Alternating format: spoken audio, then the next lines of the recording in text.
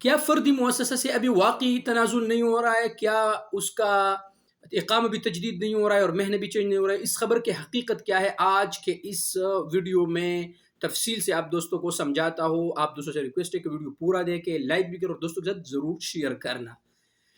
دیکھیے دوستو، آپ کو پتہ ہے کہ فردی مؤسسہ میں اقامہ اور جو ہے نا وہ اتنے پیسے اس پہ نہیں لگتے ہیں، بہت مکتب عمل بھی اس کا کم ہے، آپ سب کو اس کا پتہ ہے. دراصل ہوا کیا ہے، جو ایک خبر وائرل ہوا ہے، کسی سعودی وزارت العمل سے ٹویٹر پر پوچھا هل استطيع نقل کفالہ عامل من شریکہ الى فرد، کیا میں اپنے عامل کا جو میرے ساتھ ہے شریکہ میں ہے، بڑا شریکہ ہے، اس سے نقل کفالہ کر کے اس کا مہنہ چینج کر کے فردی مؤسسہ میں اس کا ٹرانسفر کر سکتا ہوں یا نہیں.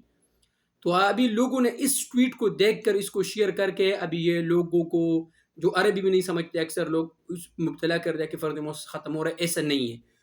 تو انہوں نے کیا جواب دیا؟ نقل خدمہ و تغیر المہنہ من منشا الى فرد غیر متاح، کہ آپ نقل کفالہ یا مہنہ اگر آپ چینج کرتے اور آپ منشا یعنی آپ شریکہ میں ہیں اور فردی مؤسسہ میں ٹرانسفر لینا چاہتے ہیں تو یہ غیر متاح، یہ اویلیبل نہیں ہے. ابھی میں آپ دوستوں کو بات سمجھاتا ہوں. مثال کے طور پر کوئی آدمی کوئی دوست شریکہ میں ہے اور وہ مہنہ چینج کر کے فردی مؤسسہ میں آنا چاہتے ہیں تو اس کا ٹرانسفر بھی نہیں ہوگا، اس کا فردی مؤسسہ میں اس کا نہیں ہو سکتا ہے، نہیں آ سکتا ہے. البتہ جو فردی مؤسسہ میں موجود ہے پہلے سے، اس کا ٹرانسفر بھی ہو سکتا ہے، اس کا مہنہ بھی چینج ہو سکتا ہے اور ویزے بھی نکل سکتا ہے، اور میں نے خود نکالے ہیں.